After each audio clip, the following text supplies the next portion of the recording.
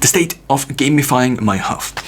I'm currently using a system which consists out of the following components. This is my health, and I'm using the following systems. The first one is Samsung Health. The second one is Strava. The third one is EGYM, and that's basically the main systems. So Samsung Health I use with a Galaxy Watch 4 in order to track manually all of my workouts. It also tracks automatically my walks, but since I do manually track every bicycle ride, which is quite a lot, but otherwise you don't have GPS data, I do have basically most of my activity and steps recorded in Samsung Health. Then I sync all of this activity to Strava, which is, think of it like a Facebook for activity. The whole idea about this is that if you just do things for your own in Samsung Health, for example, then you cannot compare yourself to others. The only way to compare yourself to others would be to write down what people online, for example, are stating that their times are, or what your best running buddy has times. Now, the problem is you cannot always run with your best running buddy, and they also might be in different physical conditions, and the weather, for example, might be 10 degrees hotter or colder. Now, with increasing globalization, also your running buddy might be a few 100,000 kilometers away, not 100,000, a few thousand, let's say, away on the other side of the globe, and there might be they might have a different daily schedule and so on and so forth.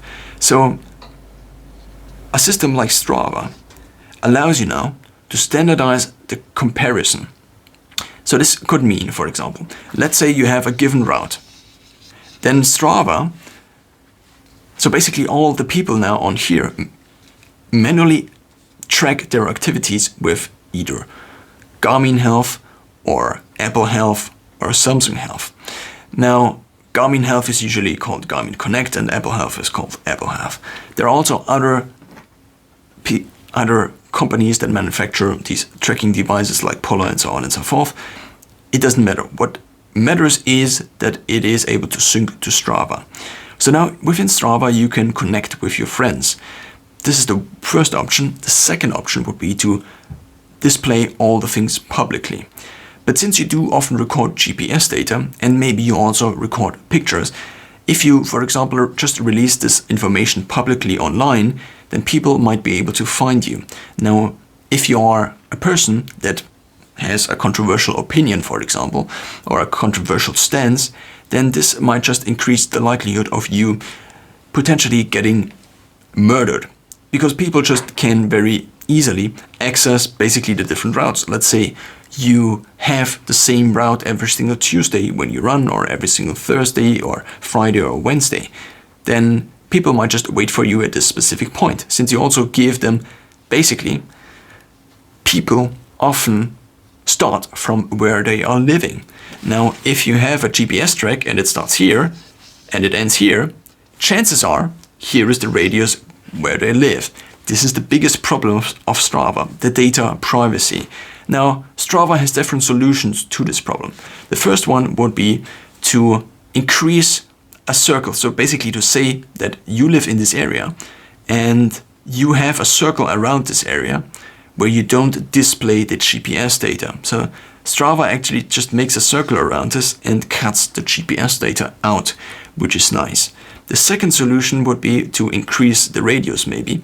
And the third solution would be to just don't show the GPS data on your runs, which now on your runs and also your other activities. Now, depending on your descriptions and so on, people might still be able to kind of figure out where you actually live and so on and so forth. And this might be a reason why Casey Neistat still, for example, has a Strava profile, but he just doesn't post his runs regularly. The same is true for many other athletes, because it is just, I think, too big of a security risk. And maybe not only security, but also people or companies or institutions might be able to find out more details about you that you don't want to be found out. Imagine if Brad Pitt, for example, had a public Strava profile. I don't know if he has, I haven't looked him up. and then people would be able to figure out his routes. Then paparazzis would basically wait all the way along his routes, and very soon this whole thing for him might turn into a nightmare. So for this reason, Strava has its upsides, but it also has its downsides. I think it did make sense to also discuss the downsides of Strava before now discussing the upsides. The main problem you have with gamifying your health is that you need people to compete against. Why do you need people to compete against? Of course, you could compete against the version of you that lived yesterday. The problem is you cannot talk to the version of you that lived yesterday or 2 years ago. That version is historic, that is the past, and you don't really have a good way, apart from maybe lucid dreams, to access these different versions of you. And even if you do lucid dreams, you cannot really just say, oh, you cannot timestamp the different persons, for example, and say, oh yeah, this is me like I was 10 years ago. And also there might be some bias going on, nocebo, placebo effects, and so on and so forth. So the question is, how can you compare yourself against something? Because you have to compare yourself against something, because if you don't track, if you don't measure things, you cannot improve things. So therefore, first you have to track things or measure things. You first have to gather the data, but then you can interpret the data. And now, since people are very similar compared to rocks, for example, if you compare a rock to a person, the person is much more similar in terms of what they are capable of, for example. What I'm trying to say is that people, despite all the differences we have, people are just very good proxies. Now, of course, you can increase how good a proxy for you is, and therefore how comparable you are for this proxy, if you standardize things or constrain things. Let's say you compare yourself against somebody who is 20 centimeters shorter, maybe on average, and also comes with different hormones and so on and so forth, which might be also called the opposite gender or sex. Then you might have the problem that you might have a competitive advantage when it comes to activities where the differences are a competitive advantage.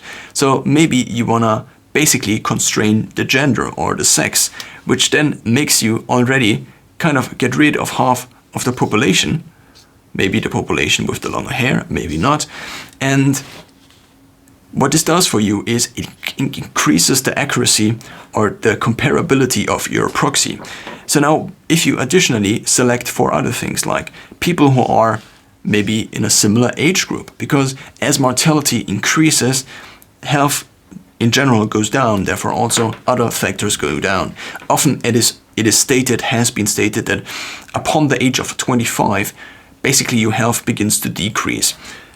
Now, when it comes to different sport categories, there are different optimal points when it comes to age. For example, endurance athletes seem to have their height of their career maybe a little bit later. But when it comes to very, very short performance sports, you could say, then maybe, let's take soccer, for example. If a soccer player is like 35, then he's old. Why is this the case? Because things just get worse at this point in time compared to somebody who is 25 or maybe still 20 or only 18. So what I'm trying to say is that you need to constrain your proxies. And now the idea is this. Your friends probably already are pretty good proxies. Now, of course, there are also different biases going into the selection of your friends. Like if you seek out people who are better than you in general, of course, better than you only as a very simplified function of how they are doing in life and how you are doing life. But if somebody, for example, is in every comparable metric just a little bit better than you, then you could say overall he's better than you. If he runs faster than you, if he still is shorter than you, for example, but he still runs faster, if he's also older than you, maybe, of course, this is another variable that constrains a lot of other things, fixes a lot of other things. But let's just say you have somebody who is maybe slightly better and you tend to have friends that are slightly better as your friends. Then if you take your friends as proxies, then they will incentivize you to try to be more like them, to go upwards. But if you tend to be more on the insecure side, maybe, and have friends that are maybe a little bit less than you, run a little less efficient than you, have worse posture than you, have worse financials than you, have maybe figured out a few things in their life not as well as you, are not as organized as you. These are just a few different categories you could measure yourself against, or we can measure in general people maybe, or maybe slightly less educated than you. Then on average, of course, only speaking, then the problem might be that they overall kind of try to bring, not actively, not consciously, not willingly, I would say, but they kind of, so there is this saying, I don't know if it has too much scientific evidence, but you are the average of the people you spend the most time with, is the saying, and there is probably some truth to this, even though it might just be a saying. A saying, I think sayings in general are not there for no reason. So here's the idea with Strava now. You connect yourself to your friends. You make the whole comparing thing digital. Therefore, you also get kind of rid of the social weirdness around, basically on the one side, playing down everything you do when it comes to sport, but on the other side also playing up everything you do. Or you could also say showing off that you are the fastest in your friend group, for example. Now you can show off very well. And if you show off very well on Strava, you don't even need to say something, because the other people can just see it. Now, of course, this increases the pressure on other people. Now, depending on how well these people are able to adapt to these pressures, this might have different effects on them. And maybe for some people, it might be better to not compare themselves with other people on Strava at all. But maybe for some people, it might work. I am one of these people that is, for one, very easily influenced by what others do, I guess. At least that's my current assessment of myself.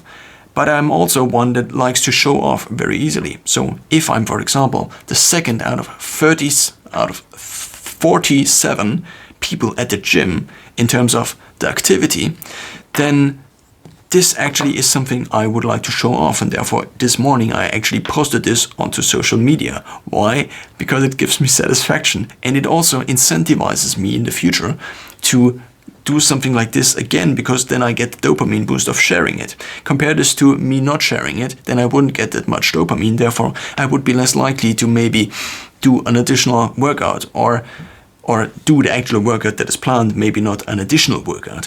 But what I'm trying to say is your friends might be very good proxies. Your friends are similar. Your friends aren't drugs. Your friends aren't also something else of a different entire category, different category. So therefore Strava has a very important place as a social gamified environment where you can improve and compare yourself and also your times to others. You can basically have also a stats page. So within Strava, you can basically set your all-time highs, but also it shows your activity of the last weeks. But what it also shows is your best efforts. Let's say 5 kilometers. How fast did you ever run? And since Strava is Strava, they already figured out a comparative algorithm that actually takes different variables into account, such as accuracy of the data, of the GPS data. Is this something we can use? If not, then we don't, and only counts the ones that are viable and valuable. And now when it comes to strength at the gym, there is a big problem, and this big problem is that most people, I guess, don't track really their workouts. And also, let's just say you consume a lot of fitness content. That is good and that is nice, but I did this for the last years basically. I followed Mr. Olympias, Ronnie Coleman. I followed Jeff Nippard, for example, talking about the different ways to maybe optimize your training and so on and so forth.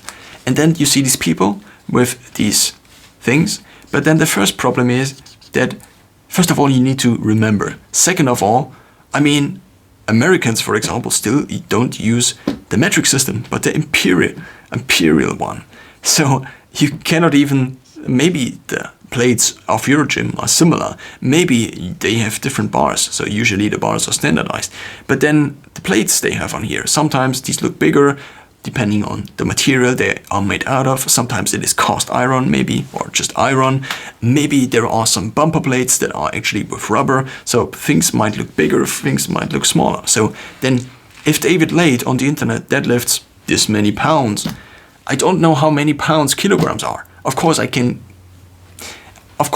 calculate it in my head if I really want to, but it's not as easy as seeing something on Strava and then having the ability to compare it on Strava.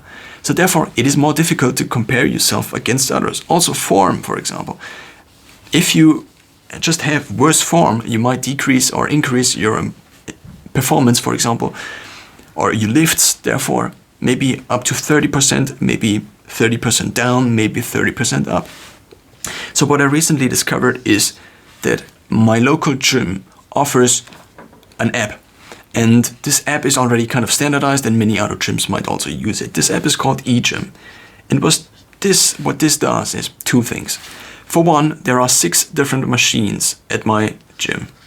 This is an actual 6. I just figured out in my head how to write it in Mirror. I think it is an actual 6. Yes, it is. So there are 6 different machines. Now, one major problem is standardizing strength measurements. And these 6 machines are kind of the most automatic machines you could do in terms of strength measurements, but also in terms of working out. Here's an idea. What if you could standardize the form of a person? What if you could standardize the weight of a person? What if you could standardize the movement patterns? For example, if somebody curls at the gym like this, then this is not really comparable to somebody who curls like this, who has more of a static pattern of movement, you could say, which then needs to activate the main muscles you actually want to target with the barbell curl much more. So therefore, comparability is kind of not very good. Now introducing a metric, and this metric is biological age. Similar to how people are just very good proxies in general for what you are able to achieve and what you are able to not achieve. And if this one person achieved this kind of wealth or this kind of health or this time in this race and so on and so forth, others might be able to do it too. Because if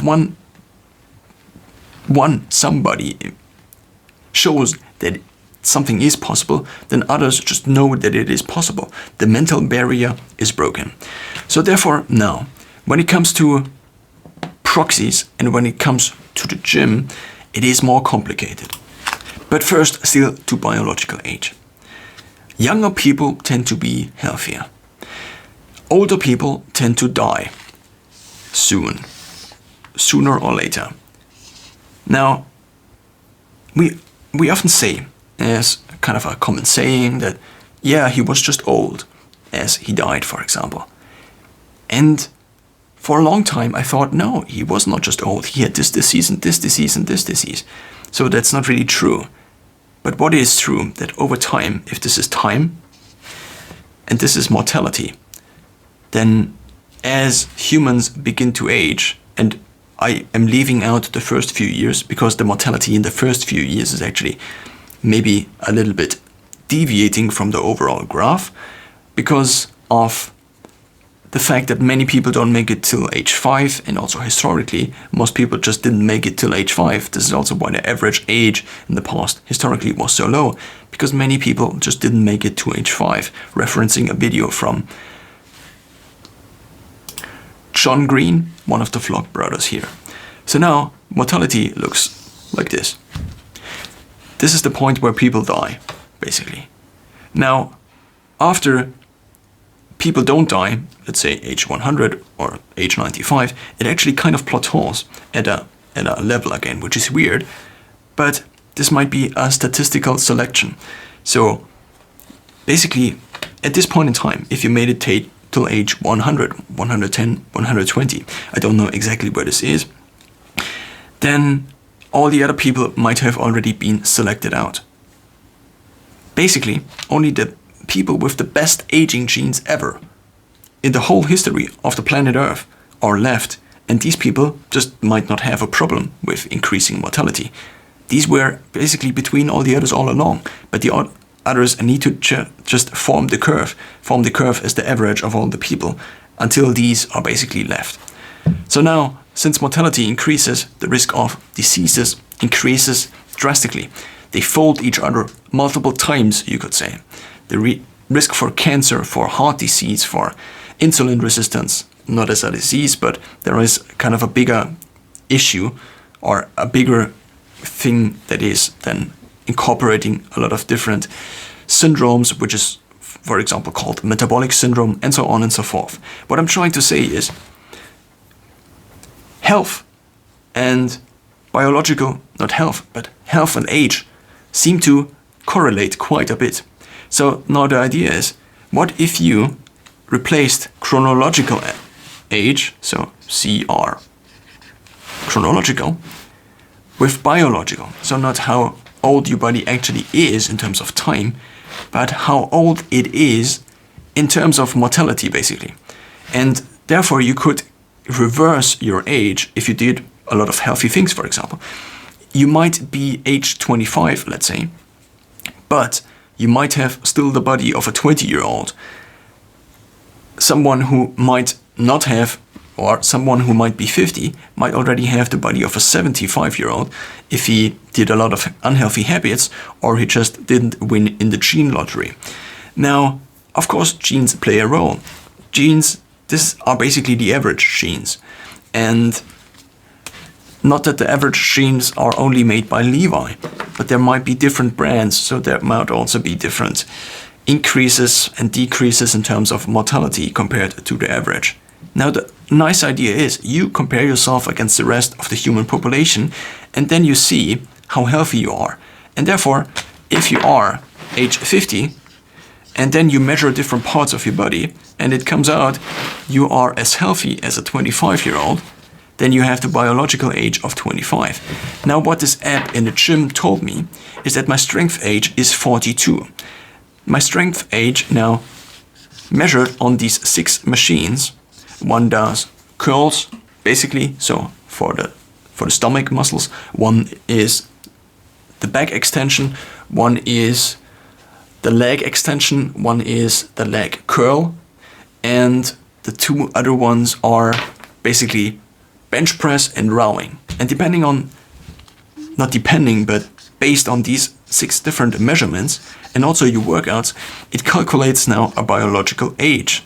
And this is the strength age. Now, it also would be nice to calculate the biological ages of different parts of your body, and also maybe your measurements. Let's say you can run 5 kilometers in 20 minutes. How likely is it that a 20-year-old can do this? How likely is it that a 100-year-old person can do this? Depending on this, now you compare yourself to these others, and you can say then, okay, I still have the age in terms of this metric of a 25-year-old or an 18-year-old. Therefore, biological age takes basically the average proxy, or is an average proxy of all the different humans that live.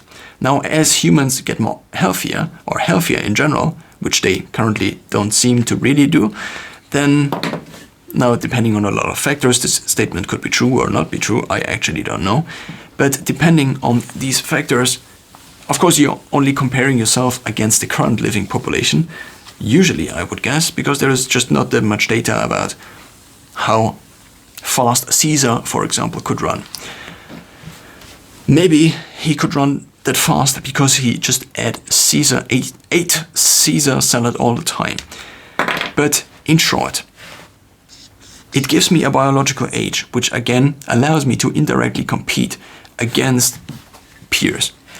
I also then use Strava, and I also use Samsung Health. Samsung Health theoretically also has some comparability metrics built in, but since Samsung Health, I guess, wants to appeal to a very large audience, and the general audience tends not to be as fitness enthusiastic as I am, not that I am healthier or that I am more trained or so on and so forth, but I at least tend to be interested in the topic, and I also want more data and more metrics, but also it should be actionable. Samsung Health only allows yourself to compare your step count against your peers, which could be a viable metric. But let's say if somebody just rides the bike for 250 kilometers in a given week, but doesn't have that many steps, but somebody else might work in construction and might work all day in construction, then they might be maybe on the same fitness level, but it doesn't show in terms of steps, which is also the reason Whoop, for example, a fitness tracking company, left out the steps entirely as a metric. Maybe they still track it, but at least they don't show it. Now, therefore, I now have these 3 components. Of course, I have multiple more components, such as me tracking, for example, my lifts, previously in the app called Strong, which I now might switch to EGYM.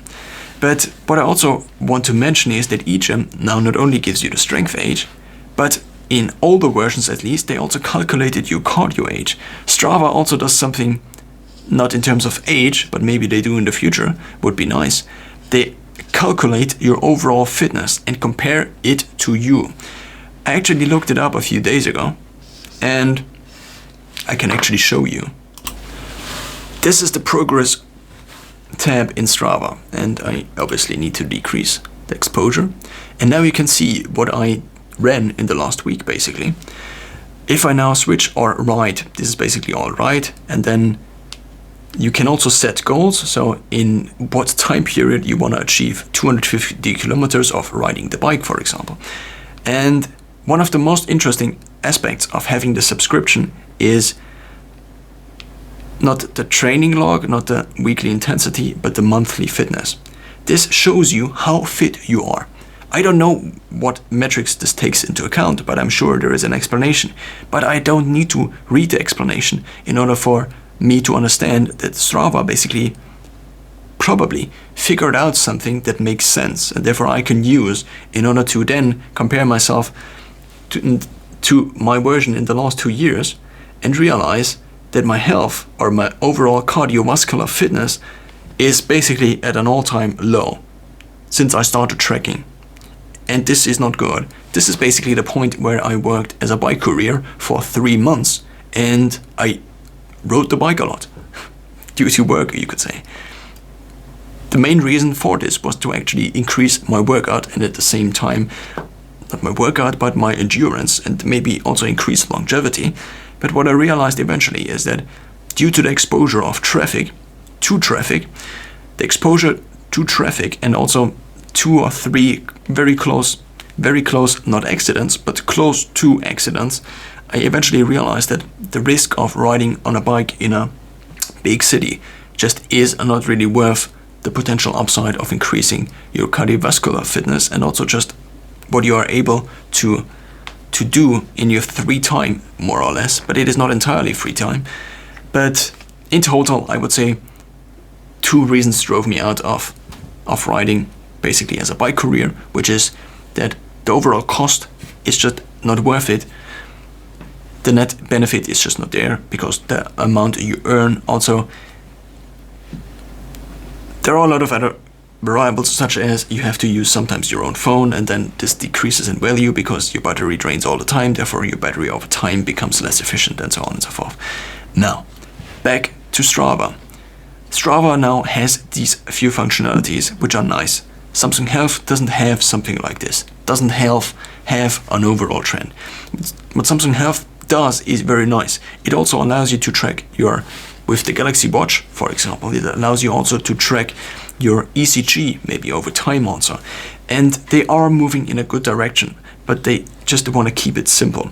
Garmin Connect is more on the nerdy side. I haven't tried it because I don't have a Garmin watch, and I also cannot really switch, because then I would have to manually either record 2 or basically get all the data from Samsung Health into Garmin Health, which doesn't work. I tried it already. At least not for me. So the first part of the EGYM was the biological age. The other one is a ranking that actually now, compared to Strava, gives you also a few more people. And these few more people are me and 47 other people training in the same gym that have registered for this app, that probably also use these EGYM machines. And now we can see if I, with my morning walk that I took basically, and also with my run 10 minutes in the morning, and also with my workout yesterday, managed to, within 2 weeks of entering this whole app and then synchronizing also my Strava activities, managed to get to the first place of my gym? And the answer is, at this point, no. So what I just did is, Samsung Health needs to synchronize with my watch. I checked the synchronization with my watch. This works via Bluetooth. Then, once it is in Samsung Health, it still needs to sync to Strava. What I'm using is not the native integration, but a third-party integration that is called, what is it called? Health Sync. It allows you to sync health data across different fitness services. Then I closed and reopened the app, and sure, now I'm on place 1. I cannot show you the other places, but within 2 weeks, I managed with this gamification system, this is me, this is a picture of me as a child, to go from place 47, and yesterday I still was on place 7. Then yesterday evening I was on place 3, yesterday morning after a run on place 2, and then after my morning walk, which I used to track time and also my habits, I'm now with 7,111 points at place 1. Basically, of all the people, of the hundreds of people that have my gym, there is a selection that have this app and use also the strength workouts. And out of all of these people, I am now the most active one as of currently. And I'm probably winning or I hope I win the November competition. There is no prize. I don't know most of these people. It would be nice if 10 of my friends would be in here, but at least as of now, they aren't. Nevertheless, just the fact that there is a ranking, and I can either be better than these people, or these people are better than me, increases my drive to work out more intensely. Increased it in the last 48 hours. And now I'm on place 1. And I wouldn't have made these adjustments if it was not for this list, I guess. This is the ultimate gamification. And when it comes to now measuring your overall health, the one number you can get down is your age, your biological age. It might not matter in the future anymore at which point in time you were born, because as long as you keep your biological age younger, as long as you aging doesn't increase your biological age more than you are able or anymore. So basically there's this concept of escape velocity, which also not necessarily relates to totally gamifying health, but when it comes to getting down your biological age, it just might also be very interesting. So here is the concept. So now currently, with every year you live, technology advances a little bit and you get maybe a few months additionally in terms of living. So if you're still in the set of the living population, then you might benefit from maybe these increases. So maybe advancements in cancer research, maybe advancements in food research, for example, maybe advancements in exercise research, and so on and so forth. Now, with every year you live, with every 10 years currently, you get a few years additionally. So this means that if you just now made it a point to live for the next 50 years and to increase your chances of living for the next 50 years. Of course, you cannot really just state this. You can be overrun by a car tomorrow. But if you then don't work as a bike courier, then this might decrease your chances of getting killed in a bike accident. A fellow bike courier actually got almost killed in a bike accident in the time at which I worked. Out of the few hundred people that were employed at this company, one of these got almost killed. So this also might be influencing variable when it comes to decisions in general, and also maybe to doing risky sports. So now here's the idea of escape velocity. What if for every year you lived, this is 1 year, so if this is your life and this is the increase in lifetime you get, if you have basically a incline, not an incline. If the derivative of this is 1, so with every year you live, you get an additional year, then all the people who currently live, of course there are differences due to genetics, due to how rich countries are due to the medical systems and so on and so forth. But let's just say on average, then people don't die anymore. Then we have the point where people don't die anymore because of the increase in mortality we realized maybe earlier. Yeah, we discussed it already in this video. Now, additionally, if you are one of the outliers when it comes to putting in additional effort, or you just have good genes and so on and so forth, with every year you live and you manage to get more than 1 year, so you have a derivative that is bigger than 1. And over time, maybe you also, not only your derivative is bigger than 1, but the second derivative might also be positive, which means that you are increasing the rate at which you are getting years back. So this means if you take you in 10 years, then with every year you live, you get more years back than currently, which again is also including the assumption that as technology and medical advance, that this also is likely to happen. So what you maybe currently have to do is to keep your biological age down, and biological age now only again as a proxy metric for your overall health. You have to keep your overall health in such a good shape that you reach the point in time, maybe in 25 years, maybe in 50 years, at which you can have escape velocity. But you could already achieve escape velocity maybe as of currently. One of the pioneers in this space of getting down your biological age is Brian Johnson, who is the founder of Braintree, which then acquired Venmo, basically a finance company. And he currently is working on Kernel, and that's a brain helmet that measures your brain activities in order to basically get rid of the intelligence constraint, kind of, you could say, very simplified. At least that's also what he argues for in at least some of his recent interviews on podcasts. And what he already did is he tried to bring this down. He has a team of up to 20 to 25 professionals that are not, I guess not full-time, but are there helping him achieve and measure all these different measurements. For example, skin health, for example, how healthy are maybe your bones. I don't know if you can measure this. How healthy are you when it comes to maybe your fitness?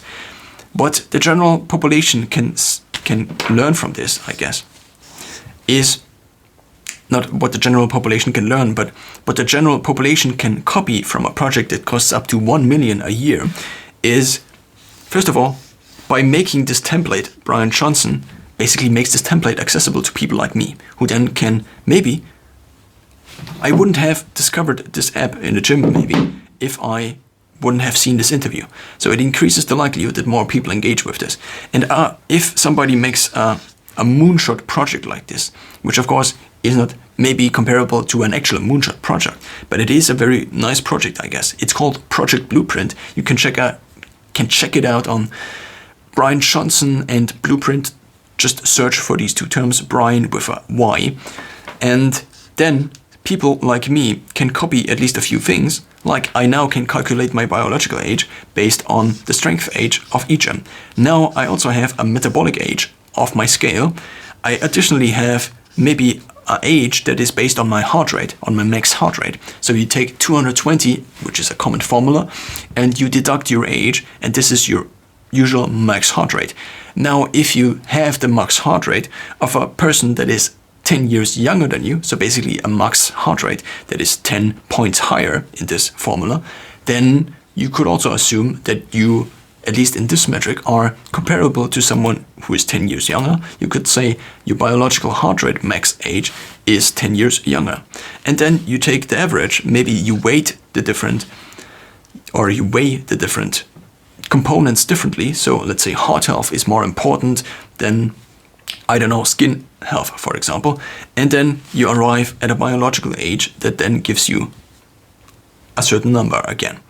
For me, this number currently is, depending on the different measurements, my metabolic age is currently, so my current calculated biological age based on the metrics I used is 32.5, which is ridiculously high since I'm basically in the best years of my life. My chronological age currently is 26. My metabolical age, based on my Comtron body fat scale, is 22, which is nice. My muscle age, based on the EGYM strength measurement, which I also already discussed with you, is 43, which you also saw in the app. So the average biological age, if we assume an equal distribution of all of these factors, is 32.5.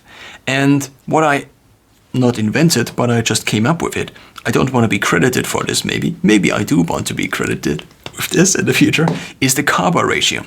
And I'm reading this actually from my blog post, which is not really a blog post, but a static page I now have live on my blog, because I wanted to also introduce more social pressure to me by making it public. I'm also thinking about making my Strava profile public and also linking it. Therefore, everybody could see my activities. I usually have my maps hidden due to doxing, but by linking my Strava profile, additionally my MyFitnessPal profile, in which I track my calories. So basically everybody around the world could see whether I ate a cake or a tomato this morning, which would be nice and therefore increase accountability.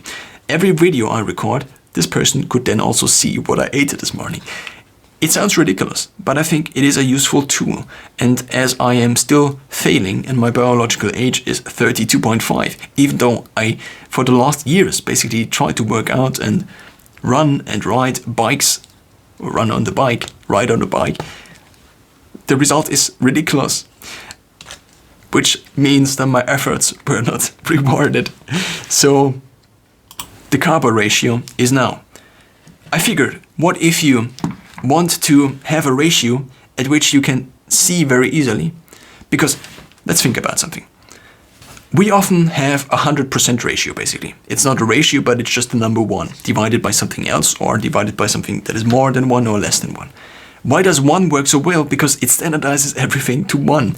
So if you have 80% of, if you have lived 80% of your life, everybody knows what you're talking about. You don't have to assume that a person lives 75 years and so on and so forth. 80% of your life is the point at which you die and the point of your birth at 80% of the time. So the nice thing is that you don't need to have the overall units, the overall measurements. It is a measureless measurement, a unitless measurement, you could say. So now when it comes to biological age, the problem is that life expectancy changes. The ideal range maybe you want to have for your biological age is also maybe slightly changing all the time. So what I figured is that I need a ratio, and the ratio is just dividing two different values. Now there were two different options basically. The first one would be to divide the chronological by the biological, and the other one the reverse, obviously. So I decided for chronological versus the biological. Why? Because usually also we tend to want to maximize things, so the higher the number, the better. Usually it's not the reverse. If you get fitness points, for example, then the more points you have, the better it is. Now, in order for this to also be displayed in this ratio, what you need is the biological age as a denominator. So my biological age as a denominator, currently with, let's just very simplified, 32, and my actual age, 26, divided by 32, gives me a proportion, or also a ratio, of around 0.8. So now the more the better. If it would be the reverse, it would land, I guess, around 1.2.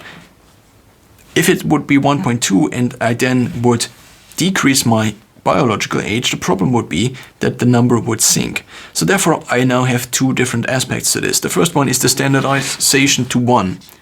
At least if, and this is now one of the nice things about this, it is 1, this ratio is 1, if you are currently as healthy as the average population is at this health.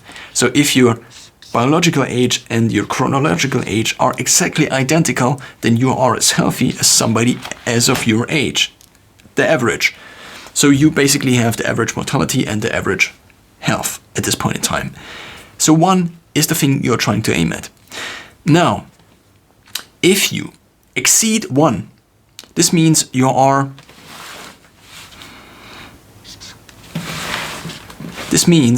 now have a biological age that is younger than your actual age. And if you have one of these, then of course it's not a static value, but this value is something that has a relationship with time. So now let's say you have this ratio that is higher than 1. So now 1 again is the derivative, the first derivative of this function. If this is the incline here and this is 1, then for every year you live, or for every second you live, you could also say, it depends on the unit of measurement, but we now just take years because mortality is also standardized by years. Then for every year you live, you also gain an additional year. Now, I did something wrong, and this was to throw two different things into one of the same equation. The one is the escape velocity, so how much years you gain. So this is in the one diagram, or the one graph, this is how much years you gain with every year you live. This is kind of the escape velocity part. And the other one is just time, basically. And then it is basically your biological age versus your chronological age. And these two are not identical. So now, I don't know if this is actually the derivative of this function already. Could be, not sure. So now, this is time. Time is basically your chronological age. And if you are at a certain chronological age, let's say 1, or 27, let's say 27 is here, and your biological age is also 27, then you had basically the normal pathway, which would be a linear growth usually, until you die. Because that's just the relationship of the average of the general population. So you die at age 80, you had the mortality of an 80-year-old. That's what this graph says.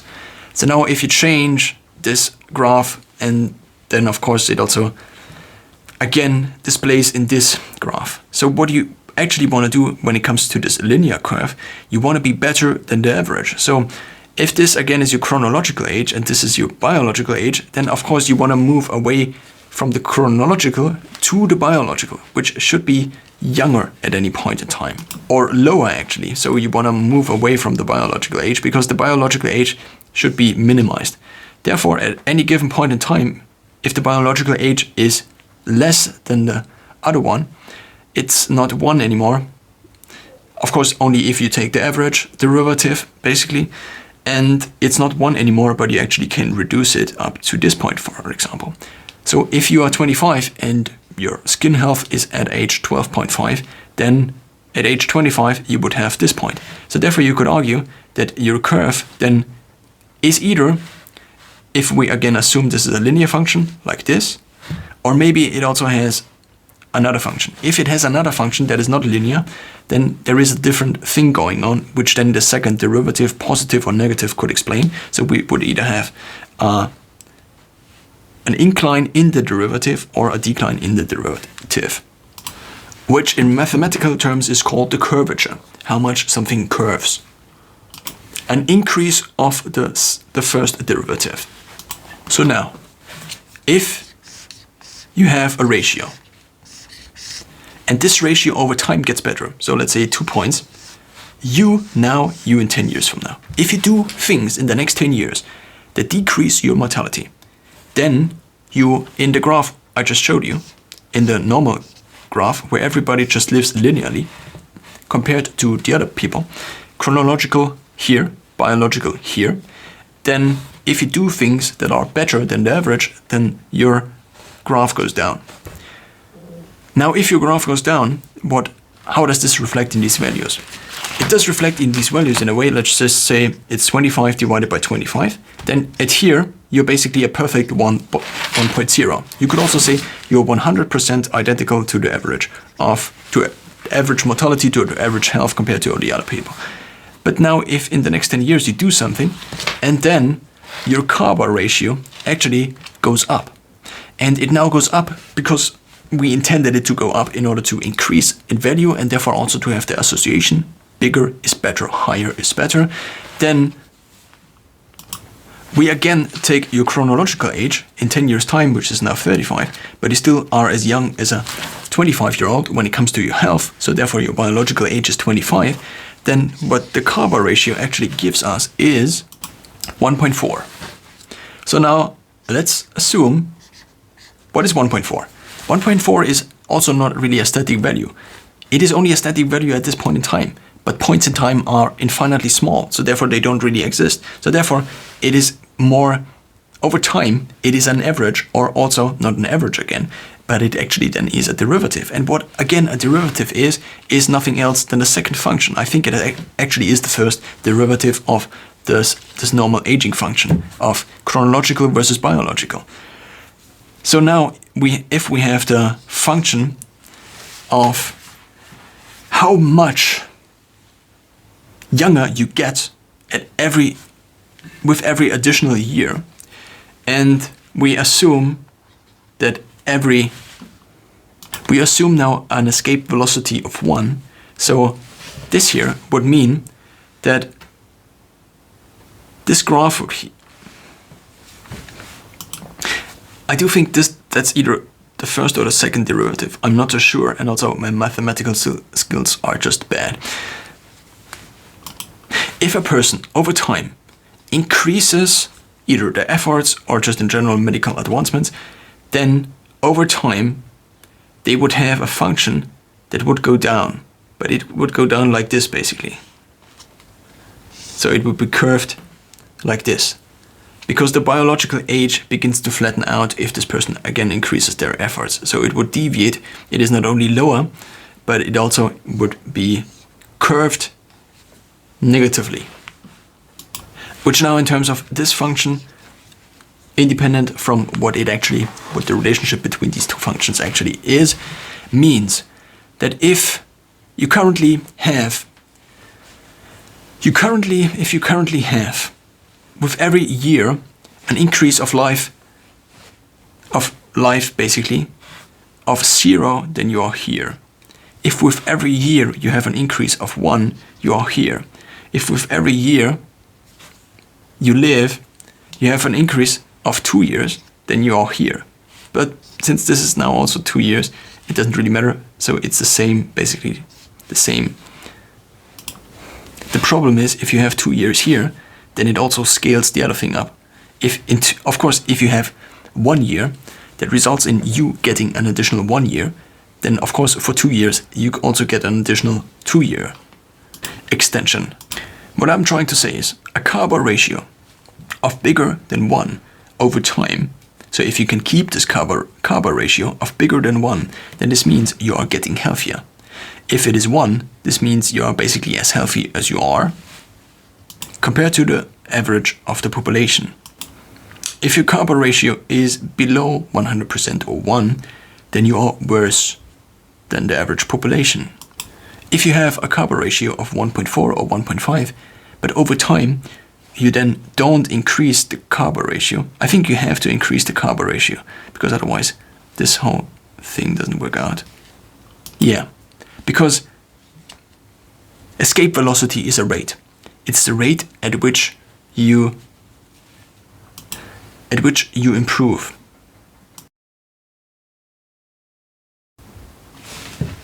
But I'm also thinking I won't get more into the mathematics.